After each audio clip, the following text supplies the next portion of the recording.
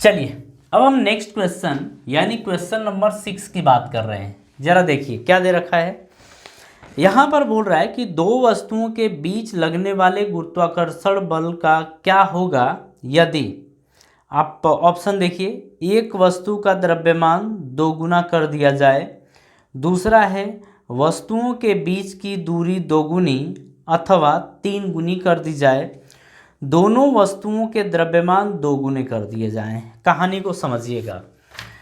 बोल रहा है कि दो वस्तुएं हैं, ठीक है, एक वस्तु ये, दूसरी ये, इसका द्रव्यमान m1 और इसका द्रव्यमान m2, दोनों के बीच की दूरी आप r ले लीजिए। अच्छा, यहाँ पर अगर बल की बात करें तो F बराबर यहाँ से आएगा G m1 m2 by r square. ये फॉर्मूला आपको पता है, इसको फर्स्ट इक्वेशन मान लीजिए, ठीक है।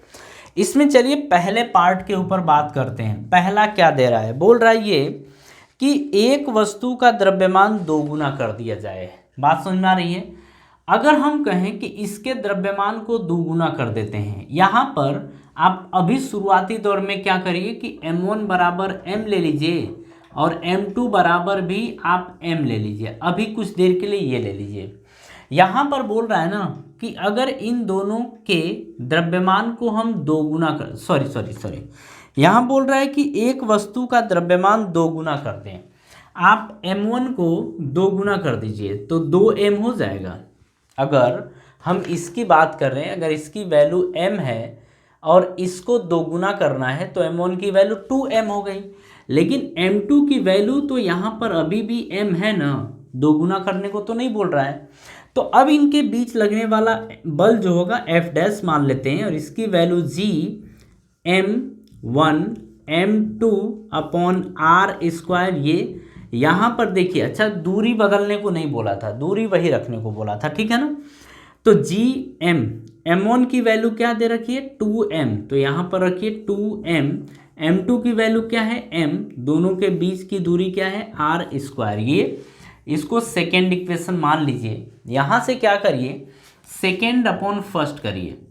जब सेकेंड अपॉन फर्स्ट करेंगे यहाँ पर तो f डैश अपॉन f जो आएगा बराबर, f डैश की वैल्यू कितनी है ये देखिए, इसको बाहर ला सकते हैं ना, तो ये 2g m into m upon में आर स्क्वायर, देखिए ये बना है। अगर हम बात करें f की तो f की वैल्यू क्या है g। अब देखिए m1 m2 को हमने क्या माना है m के बराबर, तो आप ऐसे ही ले लीजिए। बात समझ आ रही, अरे m माना है ना, m रख दीजिए, तो ये जी m अपॉन आर स्क्वायर ये बनेगा। अब देखिए बीच का बीच में गुणा होगा, नीचे का ऊपर होता है, तो यहाँ से f डैश अपॉन f जो आएगा बराबर 2g m into M into ये ऊपर जाएगा तो आर स्क्वायर हो जाएगा अपॉन में। अब देखिए ये आपका आर स्क्वायर इंटू ये आपका जी m ये होगा, ठीक है ना। अब देखिए जी m से जी m कैंसिल हो गया, आर स्क्वायर से आर स्क्वायर कैंसिल हो गया। f डैश अपॉन f की वैल्यू जो आई है वो 2/1 होगी, ठीक है। इसको यहाँ पर भेजिए तो f डैश की वैल्यू आएगी 2f के बराबर। कहने का मतलब है कि अगर हम किसी एक वस्तु का द्रव्यमान डबल कर दें तो उनके बीच लगने वाला बल भी दोगुना हो जाएगा। बात समझ में आ रही है। तो पहला पार्ट आपको समझ में आ गया कि पहला पार्ट क्या दे रखा है, तो पहला पार्ट हो गया। अब हम इसके बाद इसी में सेकेंड पार्ट की बात करते हैं, देखते हैं कि सेकेंड पार्ट अपने को क्या दे रखा है। अरे सॉरी, चलिए हम इसको अभी सही कर दे रहे हैं।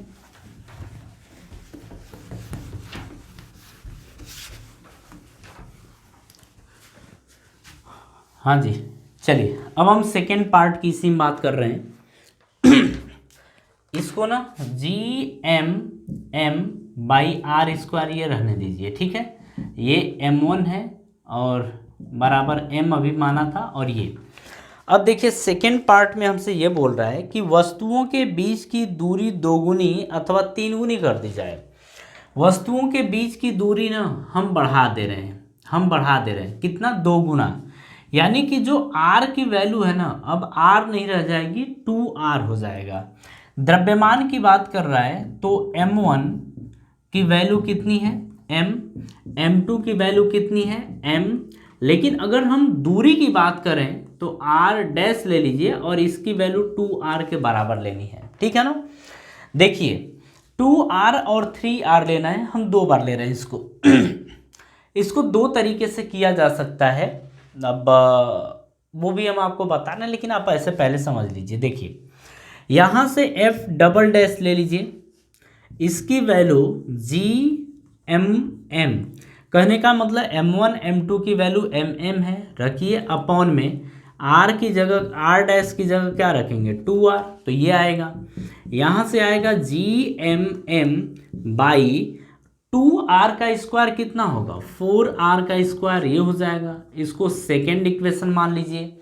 यहाँ पर आप सेकेंड अपॉन फर्स्ट फिर से करिए, जब सेकेंड अपॉन फर्स्ट करेंगे तो f double dash upon f की जो वैल्यू आएगी वो कितनी आएगी, f डबल डैश कितना है GMM अपॉन 4r का स्क्वायर अपॉन में, अब f की वैल्यू कितनी है GMM अपॉन r स्क्वायर, ये बीच का बीच में और नीचे का ऊपर। आप एक काम करिए, ये ऊपर जाएगा ना तो इससे कैंसिल कर दीजिए, ये ऊपर रहेगा ये नीचे रहेगा तो इससे ये कैंसिल कर दीजिए। देखिए ये ऊपर गया यानी कि ऊपर केवल 1 बचा हुआ है।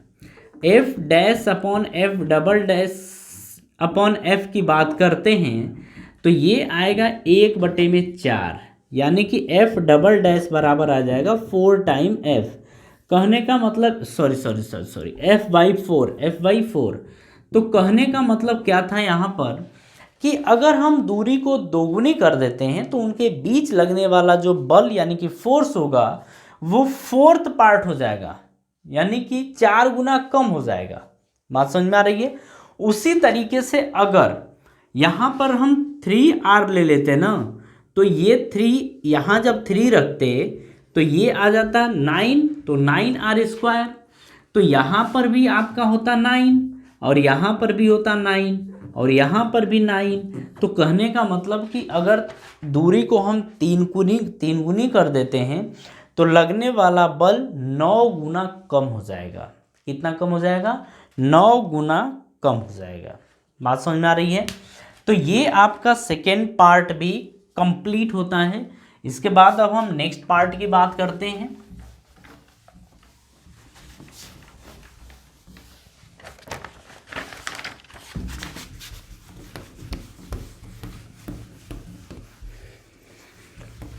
हाँ जी, नेक्स्ट पार्ट यानी कि थर्ड पार्ट की बात करते हैं। थर्ड पार्ट अपना क्या दे रखा है, देखिए थर्ड पार्ट अपने को दे रखा है कि दोनों वस्तुओं के द्रव्यमान हम दोगुना कर दें। m1 की वैल्यू भी 2m कर देते हैं और m2 की वैल्यू भी दोगुनी कर देते हैं यानी 2m। अब दूरी की बात तो कर रहा है नहीं, दूरी तो वही रहेगी क्योंकि दूरी के बारे में तो इसने कुछ बोला ही नहीं है। तो अब यहाँ से f ट्रिपल डैश ले लेते हैं, ये आ जाएगा g। अच्छा m1 की वैल्यू कितनी है 2m है, m2 की वैल्यू कितनी है 2m है, दूरी कितनी है r, तो r का स्क्वायर ये रहेगा। ठीक है, इसको आप सेकेंड ले लीजिए। अब देखिए फिर से सेकेंड अपॉन फर्स्ट फिर करेंगे तो f triple dash upon f, इसकी वैल्यू आ जाएगी GMM by r square upon जो अब इसकी value sorry f triple dash की वैल्यू कितनी हो जाएगी 2 दूनी के 4, तो यहाँ पर 4 हो जाएगा अपॉन में GMM बाई में r स्क्वायर यानी f की वैल्यू यही है। देखिए फिर से बीच का बीच में गुणा होता है, नीचे का ऊपर होता है। आप क्या करेंगे r स्क्वायर से r स्क्वायर कैंसिल कर दीजिए, GM से GMM कैंसिल हो जाएगा। तो यहाँ पर f triple dash upon f की वैल्यू जो आएगी वो 4/1 होगी, क्योंकि यहाँ पर आप समझ गए होंगे, आप कर लेंगे। ठीक है, इसको यहाँ भेजिए तो एफ ट्रिपल डैश की जो वैल्यू आएगी वो 4 टाइम एफ के बराबर आएगी। कहने का क्या मतलब है कि अगर हम दोनों का भार डबल कर देते हैं ना, सॉरी दोनों का द्रव्यमान डबल कर देते हैं, तो वहाँ पर लगने वाला जो बल है वो 4 गुना हो जाता है। कितने गुना? 4 गुना हो जाता है। बात समझ में आ रही है? देखिए अब हम बात करते हैं क्वेश्चन नंबर 7 की। 6 तो समझ में आ गया, 6 में कोई दिक्कत नहीं है, आप आसानी से कर लेंगे। ये इतना टफ नहीं था, इजी था। बस ये था कि इसमें बात आपको समझनी थी कि क्या होता है क्या नहीं होता है। ठीक है, इस क्वेश्चन को हम शॉर्ट तरीके से भी करा सकते हैं, लेकिन क्या है ना कि आप इसी तरीके से करिए। अभी बच्चे हैं तो आप थोड़ा सा दिमाग चलाइए। ठीक है, जब आप सोचेंगे तो आपका दिमाग ग्रोथ करेगा, चलिए यानी कि डेवलप होगा। अब नेक्स्ट यानी कि 7th की अपन बात करें तो 7th नंबर का क्वेश्चन क्या दे रखा है, जरा देखिए। बोल रहा है कि गुरुत्वाकर्षण के सार्वत्रिक नियम के क्या महत्व हैं। महत्व अगर आपने वीडियो देख रखे हैं पीछे के तो महत्व आपको समझ में आ जाएगा। 8th की बात कर रहा है तो 8th की देखिए क्या दे रखा है। बोल रहा है कि मुक्त पतन का त्वरण क्या है। देखिए मुक्त पतन का त्वरण जो है ना यानी कि एक्सिलरेशन वो जी के बराबर है और इसकी दिशा नीचे की तरफ होती है यानी कि धरती की तरफ होती है। बस इसमें इतना ही पूछा था, इतना ही इसका आंसर है। 9th की बात कर रहे हैं, जरा 9th देखिए क्या दे रखा है। बोल रहा है कि पृथ्वी तथा किसी वस्तु के बीच गुरुत्वीय बल को हम क्या कहेंगे? आकर्षण बल। दोनों के बीच, पृथ्वी तथा किसी वस्तु के बीच गुरुत्वीय बल को हम क्या कहेंगे? गुरुत्वाकर्षण बल। बात समझ में आ रही? गुरुत्वाकर्षण बल यही बोलेंगे। 10th की बात कर रहा है, देखिए 10th में क्या दे रखा है। बोल रहा है कि एक व्यक्ति ए अपने मित्र के निर्देश पर ध्रुवों पर कुछ ग्राम सोना खरीदता है। वह इस सोने को विषुवत वृत्त पर अपने मित्र को देता है। क्या उसका मित्र खरीदते हुए सोने के भार से संतुष्ट होगा? यदि नहीं तो क्यों? ध्रुवों पर जी का मान विषुवत वृत्त की अपेक्षा अधिक है। हाँ बिल्कुल संतुष्ट तो नहीं होगा। क्यों नहीं होगा? क्योंकि आपको पता है कि अगर हम बात कर रहे हैं यहाँ भूमध्य रेखा पे और यहाँ पर ध्रुव की, तो आपको पता है कि अगर यहाँ पर सोना कहाँ खरीदा गया है? ध्रुव पर। यहाँ पर सोना खरीदा गया है और अगर उसका भार मान लीजिए W हुआ, तो अगर आप ना आपका दोस्त या उसका दोस्त जो B यहाँ पर है विषुवत रेखा पर, इसको जब देगा सोना ना तो भार W डैश होगा और वो W डैश जो होगा इन दोनों में देखा जाए W और W डैश में, तो ये कम होगा और ये ज़्यादा होगा। कहने का मतलब है कि यहाँ पर भार ज़्यादा नज़र आएगा, यहाँ पर भार ज़्यादा नज़र आएगा और यहाँ पर भार कम नज़र आ जाएगा। ये नज़र आएगा क्यों? क्योंकि अगर हम यहाँ से इधर की तरफ जाते हैं तो जी की वैल्यू कम होते चली जाती है। बात समझ में आ रही है ना? इसका बस इतना ही आंसर है, इससे ज़्यादा नहीं है। आपने देखा है सब कुछ ठीक है। नेक्स्ट बोल रहा है 11th नंबर। एक कागज़ की सीट उसी प्रकार की सीट को मरोड़कर बनाई गई गेंद से धीमी क्यों गिरती है? जैसे अगर मान लीजिए इस पेज को हम ऐसे निमोड़ दें, मोड़ दें, ऐसे एकदम लुगदी कर दें और उसको एक ऐसे बॉल की तरह बना दें और एक ऐसा ही पेज ले लें, दोनों को जब ऐसे छोड़ेंगे ना तो जो बॉल आपकी जो बॉल बनाया है वो पहले पहुंचेगा। क्यों पहुंचेगा? क्योंकि इसके ऊपर जो भी वायु का प्रतिरोध लग रहा है ना ज़्यादा लगेगा और इसके ऊपर कम लगेगा, इसीलिए देर में पहुंचेगी और ये जल्दी पहुंच जाएगा। ठीक है ना? तो यहाँ से आपने देखा कि 11th नंबर का क्वेश्चन भी इजी है, जैसा है क्वेश्चन उसी हिसाब से हम आंसर भी दे रहे हैं। हो गया ना? चलिए अब 12 नंबर के क्वेश्चन की बात करते हैं। क्या दे रखा है? बोल रहा है कि चंद्रमा की सतह पर गुरुत्वीय बल पृथ्वी की सतह पर गुरुत्वीय बल की अपेक्षा 1/6 गुना है। एक 10 किलोग्राम की वस्तु का चंद्रमा पर तथा पृथ्वी पर न्यूटन में भार क्या होगा? देखिए, अरे ये कुछ नहीं, यहाँ पर एक वस्तु है जिसका द्रव्यमान यानी कि मास 10 किलोग्राम दे रखा है। ठीक है, ये दे रखा है। इसके बाद की कहानी समझिए। पृथ्वी पर इसका भार बोल रहा है।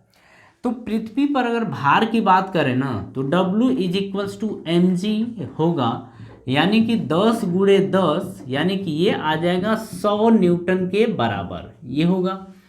कहाँ पर बात हो रही है? ये बात हो रही है पृथ्वी पर। कहाँ पर? पृथ्वी पर। लेकिन अगर इसी को देखा जाए चंद्रमा पर यानी कि मून के ऊपर, तो मून पे इसका भार क्या होगा? आपको पता है कि मून पर इसका भार जो होगा वो अर्थ पर जो भार है यानी पृथ्वी पर उसका 1/6 गुना होता है। आप ऐसे भी कर सकते हैं। आप देख रहे हैं WE की वैल्यू 100 दे रखी है, इंटू 1/6 करिए तो ये आ जाएगा 100/6।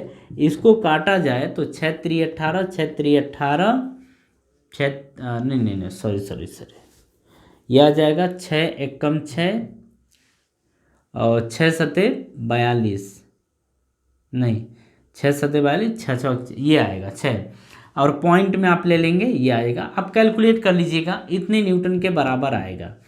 कहने का मतलब है कि अगर 10 किलोग्राम द्रव्यमान की कोई वस्तु है, वो अगर पृथ्वी पे 100 न्यूटन, अगर उसका भार 100 न्यूटन या किलोग्राम भार है, तो चंद्रमा पर 16 ये भार होगा। बात समझ में आ रही है ना? तो इस तरीके से आपका 12th नंबर का क्वेश्चन भी कंप्लीट होता है। अब हम बात करते हैं 11th नंबर के 13 नंबर के क्वेश्चन की।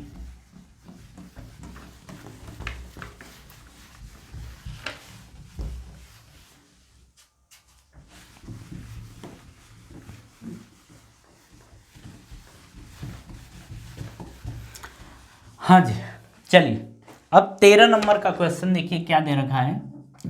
यहाँ पर ये बोल रहा है कि एक गेंद ऊर्ध्वाधर दिशा में ऊपर की ओर 49 मीटर पर सेकंड के वेग से फेंकी जाती है। परिकलन करिए। अधिकतम ऊंचाई जहाँ तक गेंद पहुँचती है, पहला है कि अधिकतम ऊंचाई बताइए। दूसरा, पृथ्वी की सतह पर वापस लौटने में लिया गया कुल समय। जैसे क्वेश्चन में क्या बोल रहा है, इसके पहले एक चीज़ आप याद रखिएगा। हम क्या कर रहे हैं ना कि ऊपर जितनी भी चीज़ें हैं उनको हम पॉजिटिव ले रहे हैं, तो नीचे आने वाली चीज़ों को निगेटिव लेना पड़ेगा, मतलब नीचे वाली चीज़ों को निगेटिव लेना पड़ेगा। कहने का क्या मतलब है कि यहाँ पर क्वेश्चन में बोल रहा है कि एक कोई बॉल है या कोई गेंद है, उसको ना ऊपर की तरफ फेंका जाता है, और ऊपर की तरफ फेंका जाता है इसको यहीं पर 49 मीटर पर सेकेंड के स्पीड से इसको फेंका जाता है। कितने से? 49 से। यहाँ पर 49 क्या है? यहाँ पर u है, क्योंकि ये प्रारंभिक वेग है। ठीक है ना? बोल रहा है कि कितने अधिकतम ऊंचाई तक जाएगी। मान लेते हैं कि गेंद यहाँ तक जाएगी, और गेंद अधिकतम ऊंचाई जहाँ तक जाती है, अधिकतम ऊंचाई का मतलब जहाँ तक जाती है वहाँ पर v की वैल्यू 0 होती है। v की वैल्यू क्या होती है? 0। बात समझ में आ रही है? अगर यहाँ से यहाँ तक के ऊंचाई की बात की जाए तो h है, ऐसा मान लीजिए। वही अधिकतम ऊंचाई पूछा गया है। हमने बोला कि ऊपर को पॉजिटिव लेंगे और नीचे को नेगेटिव। अगर हम त्वरण की बात करते हैं तो त्वरण यानी कि g हमेशा किधर लगता है? नीचे की तरफ ये लगता है। ठीक है ना? यहाँ पर अब देखिए u की वैल्यू क्या दे रखी है? 49 मीटर पर सेकेंड। ये v की वैल्यू क्या दे रखी है? 0। अगर a की बात करें तो a किसके बराबर है? g के बराबर है। और यहाँ पर हम ऊपर वाले को पॉजिटिव लिए, इसको पॉजिटिव निगेटिव कोई मतलब नहीं, g किधर लगेगा? नीचे की तरफ। ऊंचाई हमसे पूछा है, यानी कि h की वैल्यू हमसे पूछा है कितना होगा। अब यहाँ पर समझिए कितना होगा। इसमें ना आप सेकेंड इक्वेशन ऑफ मोशन मत लगाइए, थर्ड लगाइए। सीधे कौन सा लगाइए? थर्ड, क्योंकि देखिए टाइम नहीं दिया है। अगर हम पहले इक्वेशन की बात करें तो v equals to u plus g t ये होता है। दूसरे की बात करें तो h is equals to u t plus half g t का स्क्वायर ये होता है। तीसरे की बात करें तो v का square is equals to u square plus 2gh ये होता है। लेकिन तीनों में आप देखिए 1 2 3 चीज़ दी गई है, चौथा पूछा है, लेकिन टाइम तो है ही नहीं, तो हम इन दोनों को यूज़ नहीं कर सकते। यहाँ पर तो वैसे भी ऊंचाई नहीं मिलेगी, यहाँ मिलेगी लेकिन टाइम नहीं है, तो हम थर्ड यूज़ करेंगे। तो यहाँ से लिखेंगे v square is equals to u square plus 2GH, ये लिखिए। v की वैल्यू क्या दे रखी है 0, तो 0 का square is equals to u की वैल्यू कितनी है 49, तो 49 का स्क्वायर ये करिए, प्लस में 2g की वैल्यू ना अगर आप ले रहे हैं तो इसको 9.8 ले लीजिए, तो 9.8 माइनस में रखेंगे 9.8 का स्क्वायर, ये v का स्क्वायर 2g स्क्वायर नहीं केवल 2g है। h की वैल्यू हमसे पूछा है तो h ऐसे ही रहने दीजिए, ठीक है। 0 का स्क्वायर 0, 49 का स्क्वायर तो 49 का स्क्वायर रहने दीजिए, माइनस और प्लस कितना होगा माइनस, इसको ना 2 इंटू 9.8 इंटू एच आप ऐसे रहने दीजिए। अब ये देखिए माइनस में इधर आएगा तो क्या होगा प्लस में होगा, बिल्कुल होगा। अगर इसको इधर लेके आ जाए तो प्लस में 2 इंटू 9.8 इंटू एच बराबर 49 का स्क्वायर, तो 49 इंटू 49 लिख सकते हैं, बिल्कुल। 49 का स्क्वायर क्या लिख सकते हैं 49 गुणे 49, ये लिख सकते हैं आप। अब देखिए h बराबर क्या आएगा, आप देख रहे हैं कि 49 गुणे 49 है, बटे में ये गुणा है तो इधर जाएगा तो भाग होगा, तो 2 गुणे 9.8 आप ये लेंगे, ठीक है। अब यहाँ से देखिए क्या होगा, अब इसको हटाएंगे ना तो ऊपर आपको 10 रखना पड़ेगा। 49 दूनी 98 होता है ना, 2 पचे 10 होता है, ये हो गया। अब देखिए क्या करिए, पहले गुणा कर लीजिए, गुणा जब करेंगे तो 5 9 45 और 5 चौक को 20 4 24 बटे में 2 ये आएगा बराबर। अब काटिए, जब काटेंगे तो 2 1 कम 2, 2 दूनी 4, 2 दूनी 4, 2 पचे 10, यानी कि ये आ जाएगा 122.5 मीटर। कहने का मतलब है कि अगर किसी भी वस्तु को आप ग्राउंड से 49 मीटर पर सेकेंड से फेंकें, 49 मीटर पर सेकेंड से फेंकें, तो वो अधिकतम 122.5 मीटर तक जाएगी। बात समझ में आ रही है, ये चीज़ समझ में आ गई। चलिए इसी में हमें दूसरा पार्ट इसका है, उसको भी देख लेते हैं। क्या बोला है कि पृथ्वी पर वापस आने में लिया गया समय, अब वापस आने में कितना समय लेगा अब उसकी बात करते हैं। तो ये हमारा फर्स्ट पार्ट था, अब सेकेंड पार्ट की बात करेंगे इसी में। देखिए अगर हम यहां पर बात करें वापस आने में, तो वापस एक चीज आप हमेशा ध्यान रखिएगा, यहां से यहां तक पहुंचने में जितना समय लेगा ना, यहां से यहां तक आने में भी कोई भी बॉल उतना ही समय लेता है, ये आपको याद रखना है, ठीक है ना। चलिए फिर भी हम आपको बता देते हैं 2 मेथड यहाँ पर। एक मेथड यहाँ से यहाँ तक, ठीक है, तो यहाँ से यहाँ तक और हमें समय बताना है, तो आप ना फर्स्ट इक्वेशन यूज करिए। देखिए v equals to u plus g t आप यूज करिए। v की वैल्यू यहाँ पर, v की वैल्यू क्या है 0 इज इक्वल्स टू u की वैल्यू क्या है, u की वैल्यू 49 है, 49 प्लस g की वैल्यू -9.8 और इंटू टी आप ये रखिए। देखिए 0 बराबर 49 प्लस और माइनस 9.8 टी ये होगा, इसको उठा के इधर लेके आइए, तो 9.8 टी बराबर आ जाएगा 49, तो टी बराबर यहाँ से क्या आएगा, अरे गुणा है तो इधर जाएगा तो भाग होगा, 49 बटे में 9.8 ये आएगा, यहाँ से पॉइंट हटाइए गुणे 10 कर दीजिए, 49 दूनी 98, 2 पचे 10, यानी कि टी की वैल्यू कितनी होगी 5 सेकेंड। यहाँ पर अभी आंसर नहीं आया है, यहाँ से यहाँ तक जाने में जो समय लगा है ना वो 5 सेकेंड लगा है, तो आने में भी कितना समय लगेगा 10 फिर 5 सेकेंड लगेगा।